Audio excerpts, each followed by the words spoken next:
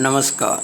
YouTube channel maths era and civil engineering by R P. Vyas से मैं R P. Vyas diploma third year civil के उन सभी स्टूडेंट्स का हार्दिक स्वागत करता हूं जो अभी BTER द्वारा ली जाने वाली परीक्षाओं में सम्मिलित हो रहे हैं अथवा जिनको अगले वर्ष इन परीक्षाओं की तैयारी करनी है।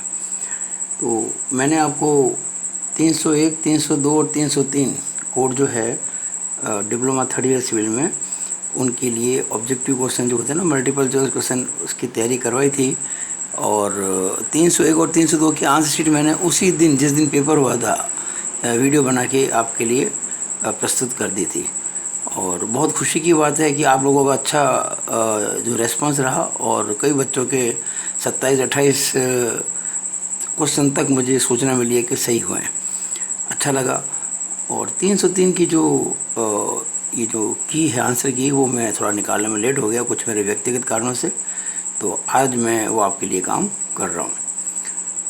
अब ये आपको मैं 303 की के बारे में समझाऊँ उसके पहले कुछ ज़रूरी बातें अगले 3-4 मिनट में करना चाहता हूँ जो मुझे लगता है कि आवश्यक है। कारण क्या है कि जब मैंने आप लोगों से संपर्क किया, आपसे भी किया, जो बच्चे इस समय थर्ड ईयर में रेगुलर आए हैं नए नए, मतलब प्रमोट हो गए, उनको भी मैंने ये मैसेज किए सारे जो आपको किए थे ताकि उनके भी काम आ जाए। तो कई बच्चों ने क्या है कि ऐसे क्वेश्चन, ज़्यादा तो नहीं है, कई तो नहीं कहना चाहिए, 4-5 थे कि सर आप कौन, कुछ तो ये कि व्हाट्स योर नेम, कुछ हु यू, इस तरह से कुछ उनको जैसे पता नहीं कि मैं कौन हूँ, क्या हूँ, किस लिए हूँ। तो फिर मैंने उनको अपना परिचय दिया और उसके बाद से वो जुड़ गए। तो मुझे लगता है कि कई लोग तो सीधे जुड़ गए और कई लोगों को मेरी रिक्वेस्ट गई, उसके आधार पर जुड़े। तो एक बार मैं अपना जो उद्देश्य स्पष्ट कर दूँ, मैं इस तरह से रात रात को जाग जाग के ये काम जो करता हूँ वो क्यों करता हूँ। आपको भी ये अचंभा होता होगा। कई बच्चे पूछते मेरे से, सर आपने बहुत इतना किया, अच्छा किया सर आप। एक बच्चे ने पूछा, सर आपकी फ़ीस कितनी, हम आपको फ़ीस देना चाहते हैं। तो मैंने कहा भाई आपके पेपर अच्छा हो गया, ये मेरी फ़ीस है और आप लोग खुश हो, इससे बड़ी खुशी मेरे लिए कोई हो नहीं सकती। तो फिर भी मैं आज आपके सम्मुख थोड़ा सा अपने बारे में बता देना चाहता हूँ। पहले तो परिचय मेरे से जानना चाहते हैं कई लोग, तो आप तो जानेंगे ना, मेरा नाम आर.पी. व्यास है, उम्र है 64 साल। मैंने 1975 में डिप्लोमा इलेक्ट्रिकल ब्रांच में किया था और इंजीनियरिंग मैंने की private AMIE, associate member of institute of engineers, और वो सिविल ब्रांच में की क्योंकि मेरा सिविल था सब्जेक्ट पसंदीदा। और डिप्लोमा में दुर्भाग्यवश मेरा एडमिशन सिविल में हुआ नहीं किसी कारण से, तो मैंने जिद करके AMI को सिविल में ही किया। अब बता दूं कि मेरे उस समय जो प्रिंसिपल थे, मैं जोधपुर के सरकारी पॉलिटेक्निक कॉलेज से ही पढ़ा हुआ हूँ जहाँ आप पढ़ते हैं। तो उस समय हमारे प्रिंसिपल हुआ करते थे SN गोयल साहब, सत्यनारायण जी गोयल। वो आज भी हमारे लिए आदर, मतलब आदर के पात्र हैं। अभी भी उनसे मैं मिलता हूँ कभी कभी, और वो बुज़ुर्ग हैं लेकिन वो मेरे आदर्श हैं क्योंकि उनमें इतने मैंने अच्छे अच्छे गुण देखे थे जिसको मैं शब्दों में तो बयान नहीं कर सकता।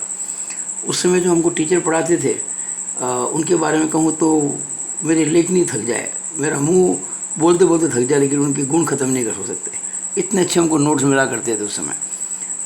फिजिक्स में ML बोरा साहब, मैथमेटिक्स में RS चंदेल साहब, केमिस्ट्री में RP माथुर साहब, सोम और हाइड्रोलिक्स के अंदर VK शर्मा साहब। क्या बताऊँ मैं आपको, मुझे हम लोगों को उस समय साइक्लोस्टाइल मिलते थे। उस समय कोई फ़ोटोकॉपी का ज़माना नहीं था, कोई कंप्यूटर नहीं, कुछ नहीं था। एक साइक्लोस्टाइल होता था मशीन, उससे वो कर देते थे। इतने अच्छे मार्क्स हमारे आते थे इन सब्जेक्ट के अंदर कि पूछो नहीं आप। तो मेरे दिमाग में वो पिक्चर बैठी हुई है कि आज स्टूडेंट को जो खुशी होती है अच्छे टीचर से, अगर मैं वो अच्छा टीचर बन के कुछ खुशी आप लोगों को दे सकूं तो मेरा बड़ा भाग्य है इस मामले में। तो पहला कारण तो मेरा ये है इस तरह से काम करने का, मेरे मन में उन टीचर्स के प्रति श्रद्धा है और रेस्पेक्ट है, पहली बात। दूसरी बात जो है, अभी कोरोना काल चल रहा है, तो कोरोना में क्या, मैं सब कुछ घर में बैठना पड़ा। तो जो काम मैंने कभी नहीं किया लाइफ में वो इन दिनों में कर लिया। जो इतने वर्षों तक मैंने सब्जेक्ट पढ़ा, मैं कई सब्जेक्ट पढ़ाए, 13-14 सब्जेक्ट में पढ़ाता आया हूँ। छठी से लेकर 12वीं तक की मैथमेटिक्स मेरे पढ़ाए बच्चे राजस्थान बोर्ड की मेरिट में आए हुए हैं, 100 में से 100 मार्क्स आए हुए हैं।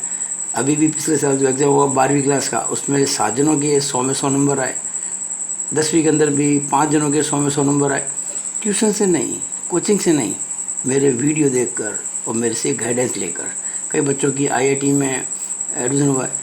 तो ये मेरा एक्चुअली शौक़ है पढ़ाने का ज़बरदस्त, और शौक़ के कारण ही मैं ये काम आज को ना, कोई रात को कोई जाग जाग इतना काम करता है कि इस उम्र के अंदर, शौक़ है, जुनून है। अब जो मैंने देखा कोरोना के अंदर कि बच्चे कॉलेज नहीं आ पाते, बच्चे स्कूल नहीं आ पाते, तो मैंने सोचा मैं ऐसा कोई काम करता हूँ जिससे कि बच्चों को तो फ़ायदा हो ही और मुझको भी कुछ फ़ायदा हो। तो भाई मुझको फ़ायदा कैसे होगा? जब मेरे यूट्यूब चैनल पे सब्सक्राइबर बढ़ेंगे, यानी जब 1000 सब्सक्राइबर होते हैं ना, उसके बाद कुछ 1000 सब्सक्राइबर हों, 4000 घंटे कोई वॉच टाइम हो, तब जाके वॉच टाइम मेरा काफ़ी अच्छा हो चुका है। लेकिन सब्सक्राइबर अभी जो हैं करीबन 312 के आसपास हुए हैं, और लेकिन वो अच्छे बढ़े हैं। पिछले 15-20 दिन के अंदर 71 बढ़ गया लगभग। तो अच्छी बात है, आप लोगों को इतना काम किया तो आप लोगों ने सब्सक्राइब किया मेरे को, वेरी गुड, मैं आपका आभारी हूँ। और यही कारण था। अब ये जो माध्यम है मेरा पढ़ाने का, इसमें सबको फ़ायदा, नुकसान किसी को भी नहीं है। आपको फ़ायदा है। अच्छा, आप अपने ईमानदारी से बताओ, ये जो मैंने 3 विषय आपको पढ़ाए, इसमें आपको कितना फ़ायदा हुआ? अच्छा, 304 के मैंने आपको MCQ भेजे थे, और 305 के आज मैंने आपको सारे पेपर भेज दिए, पिछले 8, और आगे भी काम करता रहूँगा। तो मुझको ये लगता है कि अगर मेरे कारण कुछ खुशी किसी को मिलती है तो कहाँ दुःख है, मुझे बहुत खुशी होती है इस चीज़ से। तो ये कुछ बातें मैंने आपको अपने बारे में बताई। और अब आप सोच रहे होंगे, सर ने देखो आज क्वेश्चन की जो आंसर की बतानी थी और हमको इस प्रकार से ये भाषण दे रहे हैं। लेकिन ये भाषण देना ज़रूरी था ताकि मैं अपने मन की बात आपको कह सकूं। तो बस मैं ये अच्छा, एक और बात मैंने देखी, मैंने कई वीडियोस देखे सब्जेक्ट के, तो उन वीडियो में मुझे लगा कि जब ये लोग, इनके इतने सब्सक्राइबर हैं, 5 के, 7 के, 12 के, 18 के, इन 18,000, 20,000, और जब उनके लेक्चर देख तो मुझे लगा इनसे तो कई गुना अच्छा मैं पढ़ा सकता हूँ। तब मैंने ये काम शुरू किया है पिछले कुछ महीनों में। तो ये मेरा कारण है शुरू करने का। और अगर आप लोगों के माध्यम से मैं कुछ सेवा कर सकूं, तो ये उम्मीद तो आपसे करूंगा कि आप भी मेरे लिए आगे से कांटेक्ट करें। कैसे करें मैं समझाता हूं आपको। जैसे आप आज पढ़ के आपको फ़ायदा हो रहा है, आपके जो कॉन्टेक्ट मैंने राठी जी से लिए थे, उनके कारण ही आपसे मैं बात कर पा रहा हूँ। अब ऐसे अगर आप एक एक बच्चा अगर 4-4, 5-5 को भी कहेगा तो लोगों को मेरे बारे में पता पड़ेगा, उनको लाभ होगा। अच्छा, मैं कोई पैसे लेके तो पढ़ाता नहीं किसी को। देखिए, ऑनलाइन पढ़ाई जो होती है उसमें बाकायदा फीस लगती है, और मैं जो कर रहा हूँ काम वो ऑनलाइन नहीं है, मैं वीडियो बना बना के अपलोड करता हूँ। और बच्चे क्या करते हैं 12वीं के 10वीं के, कि एक व्हाट्सएप ग्रुप बना लेते हैं। अच्छे बच्चे, मान लीजिए 20-25 बच्चों ने मिलकर एक ग्रुप बना लिया, और उस ग्रुप के माध्यम से क्वेश्चन पूछते हैं मेरे से। मैं उनको, अच्छा, उन बच्चों को मैं जानता भी नहीं हूँ, वो पूरे रास्ता में फैले हुए हैं, उनका क्वेश्चन आता है, मैं ग्रुप में सॉल्व कर देता हूँ वीडियो भेजते हुए। मैं चाहता हूँ इसी तरह से आप भी, और जो बच्चे डिप्लोमा कर रहे हैं, कहीं पर भी, आज कोई बच्चा 3rd ईयर में आया है, कोई 2nd ईयर में आया है, कोई 1st ईयर में, जैसे मैथमेटिक्स है, मैकेनिक्स है, 2nd ईयर के अंदर सोम है, FM है, सॉइल है, और भी कई सब्जेक्ट में धीरे धीरे एक एक करके सारे लूँगा। जो काम मैं नहीं कर पाया अब करूँगा। तो आशा करता हूँ कि आप लोग इसके अंदर भागीदार बनेंगे। जो फ़ायदा आपने मुझसे लिया वो फ़ायदा और बच्चे भी लें, ये आप भी चाहोगे, मैं भी चाहूँगा। मेरी डिमांड कुछ नहीं है, कोई फीस नहीं है, मेरी कोई क्लासेस नहीं है ऑनलाइन। ये बस ये है कि मेरी वीडियो देखें, और कोई भी बच्चा मेरे से कोई क्वेश्चन पूछ सकता है, उसका आंसर मैं दूंगा। तो ये बातें इसलिए बता रहा हूँ कि वो लोग मुझे पूछते हैं, मेरा परिचय बार बार, सर आप कौन हैं, किस लिए कर रहे हो, आप इतना मेहनत कैसे कर रहे हो सर, तो वो सारी बातें उनको बतानी एक बार ज़रूरी थी। तो अब मैं आपका ज़्यादा समय नहीं लेते हुए इस 303 जो कोड है इसकी आंसर शीट पे आ रहा हूँ। देखिए, पहली बात, ये पेपर जो इस बार आया था 303 का RCC का, इसमें 2-3 क्वेश्चन कन्फ्यूजिंग थे। वो मतलब कि मति को डिस्टर्ब करने वाले थे, और मुझे लगा कि 2 क्वेश्चन ऐसे थे जिसके अंदर आंसर एकदम स्पष्ट नहीं थे, चारों में से कोई भी। तो मैंने जो सबसे नज़दीकी जो आंसर हो सकता था वो मैंने दिया। अब ज़्यादा डिटेल में चर्चा नहीं करूँगा, क्योंकि ये गलतियाँ तो पेपर में कभी कभी होती रहती है। फिर भी जो मैंने अपने अनुमान से, अपने आधार पर, जो अनुभव है उसके आधार पर जो बनाई है आंसर शीट, वो ये है। आप देखिएगा, क्वेश्चन नंबर 1 में B, क्वेश्चन नंबर 2 में भी B, 3 में C, 4 में B, 5 में A, 6 में B, 7 में C, 8 में D, 9 में C, 10 में डी,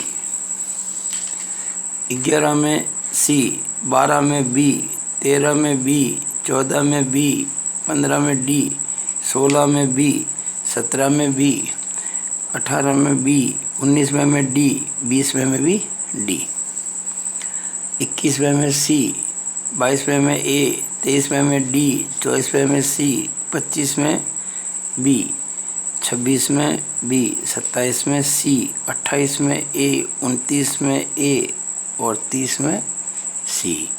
तो ये आंसर की है आंसर शीट सी 303 2020 का जो पेपर BTR का है अभी, वो for MCQ for multiple choice questions.